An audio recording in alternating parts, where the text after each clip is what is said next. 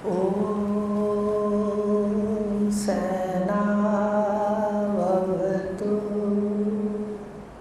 सहनो भुनक्तु सह वीर्यं करवावहै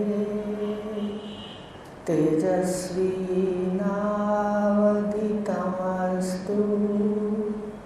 मा विद्विषावहै। अनंत कोटि सद्गुरुदेव को प्रणाम। अपना विषय ब्रह्म प्रकाश का चल रहा था। 27वां श्लोक कि गुरु जैसा कोई भी दानी नहीं है। और इसके लिए आपको बताया था गुणवान व्यक्तियों की अलग अलग पहचान है। 2 प्रकार के गुणवान हैं जगत में। एक यज्ञ तप दान बता दिया था, चलो थोड़ा ले लेते हैं।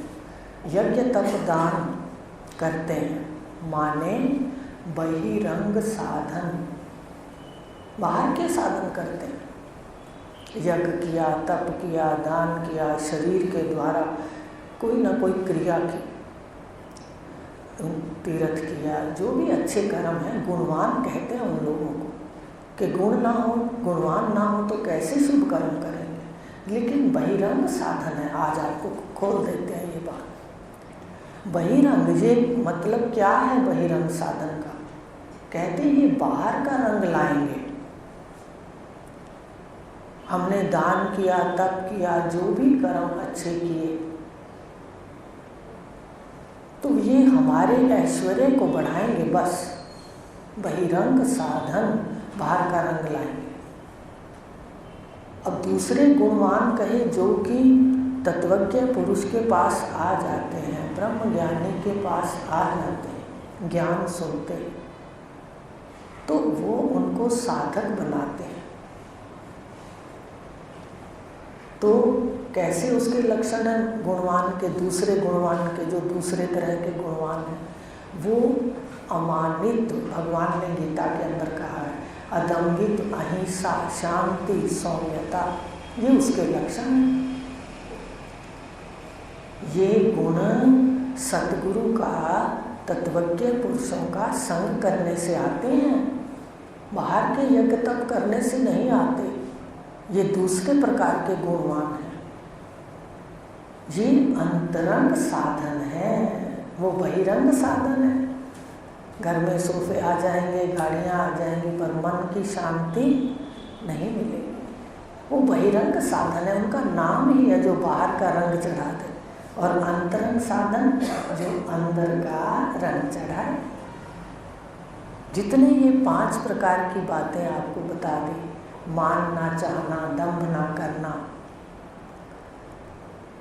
जो भी शांति में रहना, ये सारे गुण तत्वज्ञ पुरुष के पास बैठने से आते हैं। ये हैं अंदर का रंग देते हैं। अंदर माने हमारे अंतर जो अंतःकरण है, इसका रंग चढ़ता है और पाप धुलते हैं, हृदय शुद्ध होता है। अब शुद्ध हृदय के अंदर ज्ञान दिखता है, मलिन हृदय के अंदर नहीं दिखता। वो तो अंदर कचरा पड़ा है, ऊपर से गुरु इतर भी डाल दे कचरे के ऊपर, लेकिन थोड़े के समय के बाद उनके अंतःकरण फिर वैसे के वैसे महक मारते हैं। इसलिए गुरुदेव फलोरते हैं उस कचरे को ज्ञान के माध्यम से। जैसे कई बार देखते हैं कि बाहर झाड़ू लगाने वाला जो आता है गलियों में, वो कचरा इकट्ठा करता है, फिर उस कचरे में आग लगा देता है। सर्दियों में तो विशेष देखते हैं। फिर वो आकर के दोबारा लकड़ी से उस कचरे को ऊपर नीचे करता है। बस ऐसे ही तत्वज्ञ पुरुष है। अगर संग करते रहेंगे तो कचरा बाहर निकलता रहेगा और वो जलाते रहेंगे सुन सुन के। ये अंदर का रंग, ये भी गुणवान व्यक्ति है, अभी साधक है, गुणवान तो है, उसका अंतःकरण के गुण उसके अंदर आ गए, उसको अंदर का रंग चढ़ना शुरू हो गया, शांति, सौम्यता। अब तीसरे प्रकार के हैं महागुणवान, जो ब्रह्मनिष्ठ सद्गुरु हैं, जिनके लिए आया है तुझ सा दाता, तुझ सा दानी, और नहीं है कोई। महावाक्य दे करके, जगत का रहस्य समझा करके, सत्य को जगा करके, वो सारे जितने भी गुण हैं, बहिरंग साधन, अंतरंग साधन, ये सारे साधन के जो महत्व है इनका, या जो इनका फल है, वो आत्मज्ञान के सिर्फ जानने मात्र से सारे फल मिल जाते हैं। आत्म सिद्धि के अंदर, आत्म सिद्धि के अंदर धन, ऐश्वर्य, माया, जो भी हमारा पुरुषार्थ होता है कि घर संवरे, सब कुछ संवरे, वो सारा प्रकृति अनुकूल होना लग जाती है। वहाँ करना कुछ नहीं है, एक दिन आपको दिखेगा, सिर्फ सुनना नहीं, दिखेगा। तो ये कहा, अब कहा तेरी जगत की व्यवस्था बहुत सुंदर है। कल बताया था कैसे चंद्रमा सूर्य ऐसे गोले फेंक दिए आकाश में, कोई बीच में उसने पिलर नहीं लगाया, कोई खंभा नहीं लगाया, आश्चर्य युक्त है ब्रह्मांड, आश्चर्य युक्त है। कल बता दिया था, आज पिंड देख लो, पिंड भी आश्चर्य युक्त है। बताया था एक हाथ की दूरी है मुख खाने वाले मुख के और मल त्याग करने में सिर्फ आधे मीटर की दूरी है, और आधे मीटर की दूरी और 3 घंटे के अंदर जो खाते हैं तरह तरह का वो लाल रंग का ब्लड बनता है, और समझ भी नहीं है कि कहाँ फैक्ट्रियाँ हैं, कहाँ चलाने वाले हैं। और ऐसी फैक्ट्रियाँ हैं जब तक इनको आज्ञा होती है भैरव की, जिसके भय से चल रही है, परमात्मा कहा उसको, जब जितने समय तक इसका काल होता है ये बिना रुके चलती रहती है। मैं सो जाती है पर यह जागते रहते हैं। देखो ऐसी सुंदर सृष्टि मिले, ऐसा सब कुछ बुद्धि मिले, ऐसा सब ऐश्वर्य मिले, श्रीमान धीमान के घर तो पहले ही बैठे हो, क्या जाना है कहीं, तो क्या दुख नहीं भोगे, कर्मों के दुख तो मिले। इसलिए स्वेच्छा से विचरण करना है ज्ञान से। ऐसी ये मशीनरी बना के मनुष्य ने क्या किया, उसको ना खाने योग्य चीज़ें खा ली, ना करने योग्य काम कर लिया, और इसका काल लिखते वक्त केवल मनुष्य शरीर के अंदर नई किताब लिखनी थी, उसमें सारे शाही के डब्बे डाल दिए। एक मनुष्य शरीर है ऐसा। देखो कितना हम बुद्धि से एक दूसरे को जानते हैं। मनुष्य जानता है, पशु नहीं जानता, बिल्कुल खाता है, उसको आप दे दो ड्राई फ्रूट भी खा लेगा, फल भी खा लेगा, पर वो आनंद नहीं लेता। आप हर वस्तु का, हर विषय का, हर रिश्ते का आनंद भी लो और सच्चाई भी जान लो और छी भी कर जाओ, ऐसा जीवन बनाओ। क्या ये अपना है? कोई कह देवे एक कि हाँ अपना है, क्या ये सदा रहेगा? कैसे स्वप्नवत बचपन बीत गया। 3 सीन आते हैं, मुझे कई बार लगता है इस जीवन के अंदर 3 सपने आते हैं, कईयों को तो 3 भी नहीं आते। बचपन का सपना आता है, बता दो कहाँ है बचपन के मित्र, कहाँ है बचपन का शरीर, कहाँ है वो सारा विस्तार जो बचपन में था, स्वप्न हो गया। अब जवानी के सीन, कहाँ वो विवाह की रंगीनियाँ, वो ढोल धमाके, बुजुर्ग कहाँ गए? कई बार गहराई में जाते हैं, कहाँ है सब? स्वप्न ही तो है। संत ठीक तो कह रहे हैं कि स्वप्न है, आज उन व्यक्तियों को याद करने में भी दम लगता है कि शक्ल कैसी थी, बुजुर्गों का कुछ भी। दूसरा स्वप्न भी ऐसा। अब तीसरा स्वप्न है वृद्धावस्था। इसके बाद तो सपने बंद हैं। अगर 3 अवस्थाओं में आप ना जागे इस स्वप्न से, जगत के स्वप्न से, तो उपनिषद का मंत्र है कि तू रुल जाएगा। महाराज जी कई बार बोलते हैं विनश्यति शब्द आता है। मेरा स्वभाव नहीं है, मैं कभी भी नकारात्मक मंत्र नहीं बोलती, तो उसमें आप देखना बोलते हैं वो कई बार कि जीव का सारे लोक में विनाश हो जाएगा, माने वो रुल जाएगा। तो इतना प्यारा शरीर, इतने जानकार सतगुरुदेव, और आश्रम भी देख लीजिए, जो राजा जनक का आश्रम, जो रानी चौड़ाला का आश्रम, जो राजा प्रवाहन का आश्रम, याज्ञवल्क्य का आश्रम, वही हमारा आश्रम। भगवान राम का आश्रम, भगवान कृष्ण का गृहस्थ आश्रम। कैसे घर के काम कर लेते हैं, फिर चुपचाप आके सुन लेते हैं, फिर चले जाते हैं। कितना आराम है बताओ। प्रमाद ही इसके अंदर बाधा है, इस ज्ञान में प्रमाद नहीं करना। अभी संध्या का पर्चा छपाया, अगर उसमें जो टूटता होगा, आपका समय रहता होगा, टूट जाता है ना समय, ये 5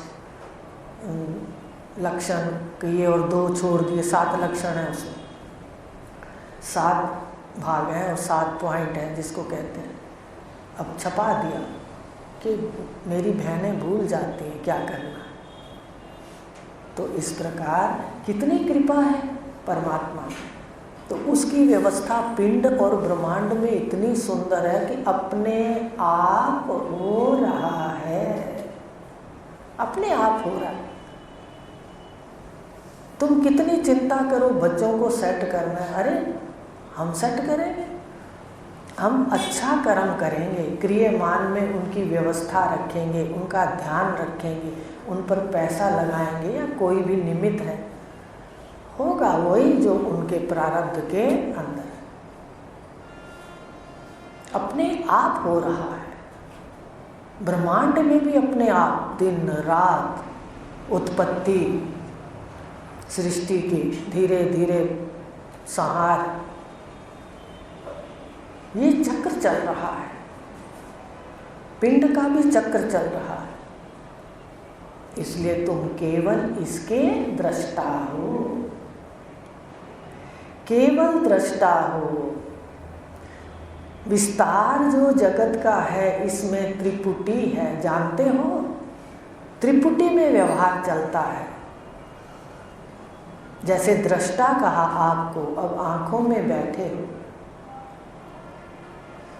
दृष्टा आँखों में बैठा है, इंद्रियों के द्वारा, कानों के द्वारा, आँखों के द्वारा देख रहा है, सुन रहा है। प्रमाण, दृष्टा, दर्शन, इसको कहते हैं दर्शन, प्रमाण को, जिसको गाड़ियाँ हैं। आँख की गाड़ी पे चढ़ के जाते हो, रूप में देखते हो। कान की गाड़ी पे बैठते हो, शब्द सुनते हो। ये आपके वाहन है। दृष्टा, दर्शन और सामने दृश्य। 3 गुण से 3 है त्रिपुटी, सारी त्रिपुटी, चाहे प्रमाता, प्रमाण, प्रमेय, ध्याता, ध्यान, ध्येय, ये सारी त्रिपुटी के तुम प्रकाशक हो। हे दृष्टा, तुम प्रकाशक हो। अज्ञान का दुख है जो हम कलह कलेश में पड़े हैं। ज्ञान प्राप्त कर लो, जगत का स्वरूप ही ऐसा है। जगत के अंदर हर चीज, 2 चीजें मिलेंगी, सुख भी और दुख भी। शरीर में भी मिलेंगी सुख भी और दुख। ऐसे ही ये जो शरीर है इसका ज्ञान प्राप्त कर लो। इसमें बैठा मैं है, उसका ज्ञान प्राप्त कर लो, बस यही मुक्ति है। इतने में मुक्ति हो जाएगी। दोनों को जान लो और कुछ नहीं करना, बड़ा साधारण सा काम है। जितने पूजा पाठ भी अगर आप ज़्यादा नहीं कर सकते, ज्ञान प्राप्त करके श्रद्धा से नमस्कार कर लो, बस। ज्ञान जरूर ले, श्रवण जरूर हो, संगत जरूर हो। संग माने चाहे आप YouTube पे संग कर लो, वो भी तो सतगुरुदेव की वाणी, शब्द, हमारे गुरु के शब्द हैं। संग करना है, संग नहीं करोगे समय बीत रहा है, आयु बड़ी जल्दी जा रही है, सावधान हो जाओ। देखो कितना अपनी बहन के पास ऐश्वर्य था जो कल गई है। देख रहे थे कि देखो सब तो यहाँ है, जो उसने हाथों से तन मन धन का ईश्वर को अर्पण किया वो उसका है, बस। तो कहा दो को जान लो, आपको सीधी सी बात बताते हैं। ज्ञान में सबसे पहला जो पाठ है वो यही है कि इस ब्रह्मांड और पिंड के अंदर केवल दो है। हम जो एक मैं कह रहे हैं अपने आप को, शरीर सहित मैं बोल रहे हैं, ये भूल है, ये अज्ञान है, अपने स्वरूप का ज्ञान है, अपनी मैं का अज्ञान है। तो क्या है? कहते एक शव है और एक शिव है, बस। शव कहते हैं शरीर को और शिव कहते हैं मैं को, आत्मा को। बस इतना जानना है, शव को अलग करके, शिव को अलग करके। अब केवल इतना देखना है कि शिव कहाँ से आया है और शव कहाँ से आया है, बस इतना सा ज्ञान लेना था। आ रही है मेरी बात समझ में? शरीर में केवल दो है, शिव, मैं, शव, यह। जिसके साथ यह लगे वो शव है, जिसके साथ मैं लगे वो शिव है। तो सारे शरीर में आज आप जाके देखना, ये आपका घर का काम है। आप नाखून से लगा करके सिर के बालों तक, नख से लगा करके चोटी तक देखना, कहाँ पर मैं लगता है और कहाँ पर यह। तो ये शव है। अब शव को अलग करके इसको खोजना है, कहाँ से आया, बस।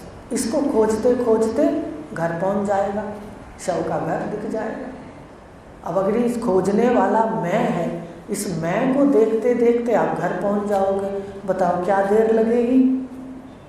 लेकिन जिसको कहते हैं बिल्कुल तत्पर होना पड़ेगा। भगवान ने गीता में कहा संयत इंद्रिय तत्पर। तत्पर माने अभ्यास लगातार करना पड़ेगा, काम करते हुए दिखे।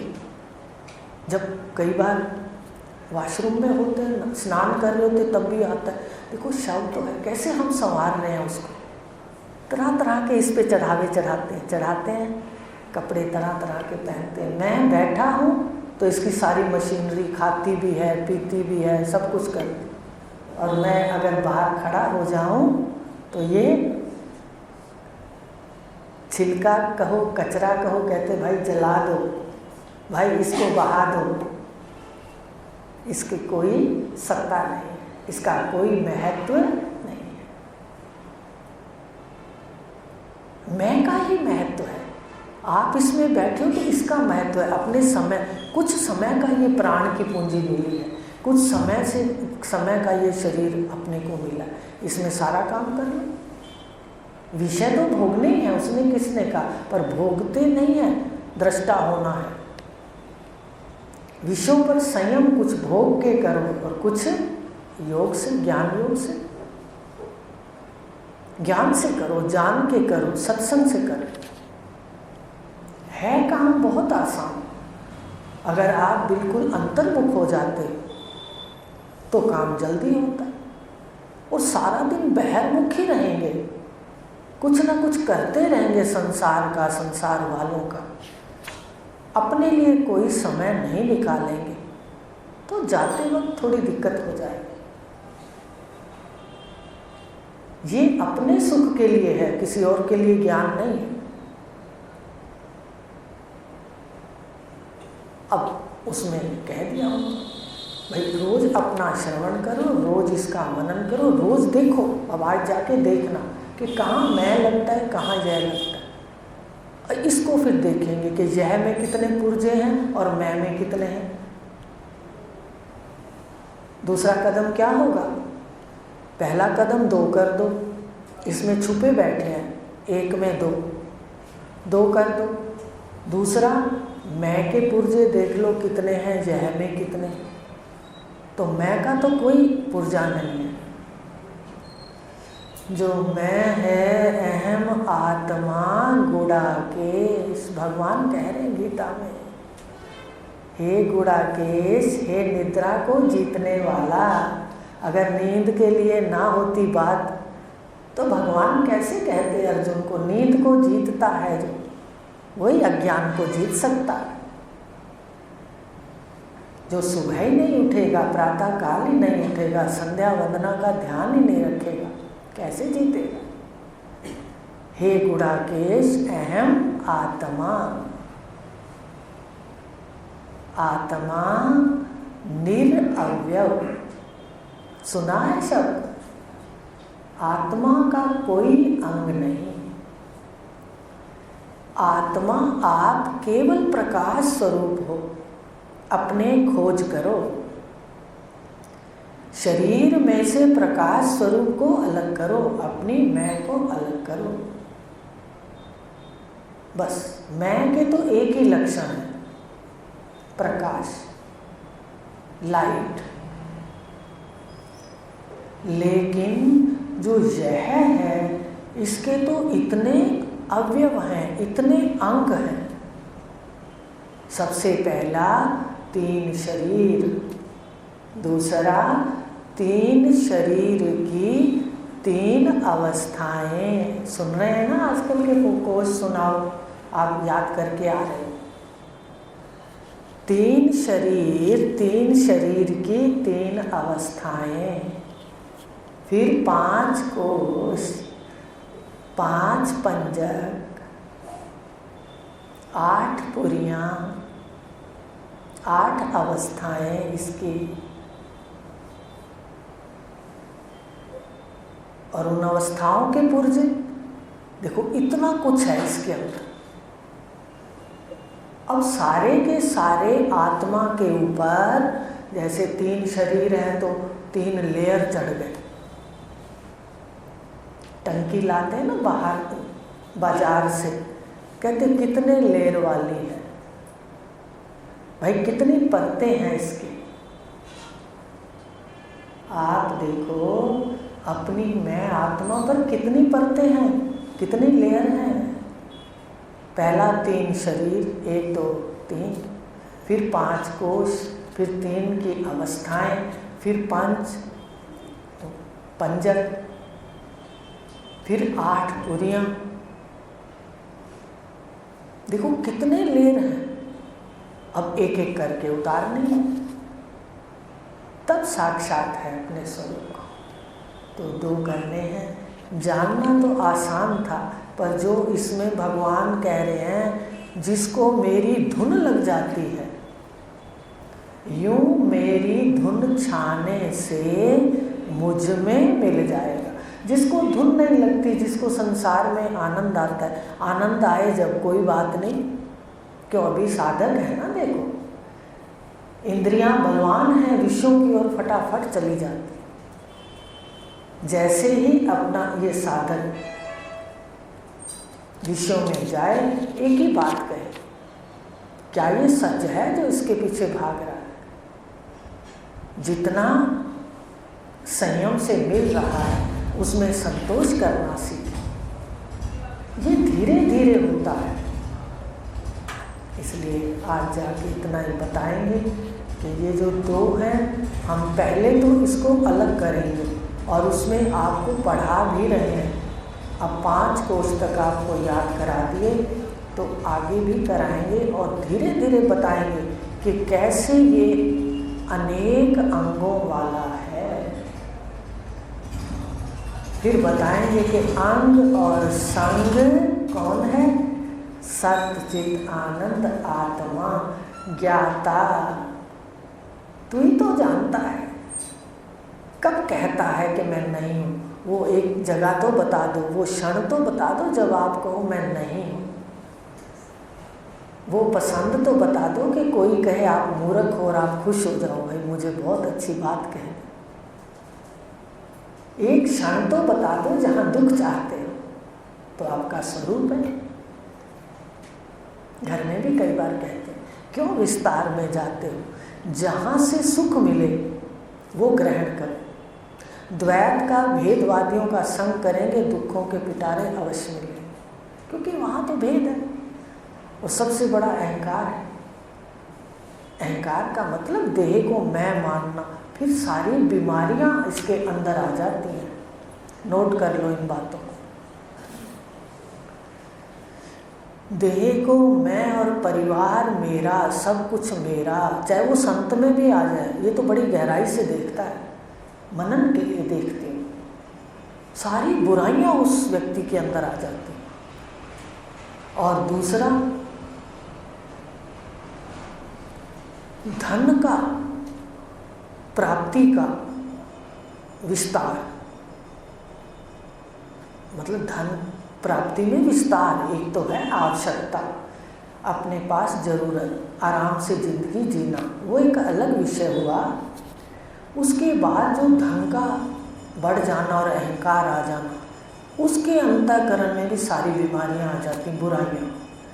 दो रास्ते हैं बहुत बड़े, अहंकार और धन का विस्तार। अगर जिसके हृदय में आ गया, वहाँ शास्त्र कहता है, धर्म शास्त्र कहते हैं कि सारी बुराइयां उसके अंदर आ जाती। कितना अच्छा व्यक्ति हो और अगर वो धन के उस इकट्ठे करने में या धन का महत्व उसको ज़्यादा लगेगा, वो सारी बुराइयां धीरे धीरे उसके अंदर आ जाएंगी। और जगत को मैं मेरा मानेगा तो भी सारी बुराइयां उसके अंदर आएंगी। तो इस प्रकार आज इतना ही लेते हैं, कल आगे लेंगे कि भूपों के भूप। भूप कहते हैं राजाओं को, और भूपों के भूप कौन हुए? राजाओं के भी महाराज। जैसे देवों के देव कौन हैं? महादेव। उनका कोई आकार नहीं है क्या आकार? वहाँ अव्यक्त है। पढ़ते हो, स्फुरणा हुई और पहले क्या प्रकट हुआ? अव्यक्त। अव्यक्त से हुए ब्रह्मा जी, ब्रह्मा जी से हुए विष्णु, ऐसे है ना, विष्णु जी से ब्रह्मा जी, ब्रह्मा जी से फिर आगे ये तीनों देवता इकट्ठे प्रकट हुए। कोई किससे नहीं हुआ, तीनों प्रकट हुए, सत रज और तम। पहले था अव्यक्त, जो आप शिवलिंग के रूप में पूछते हो, जिसको शिवलिंग पूछते हैं, ये शिवलिंग अव्यक्त की स्थिति है। सबसे पहले ये प्रकट हुआ अव्यक्त, उसके बाद सृष्टि हो गई। तो आज इतना लेंगे। ओम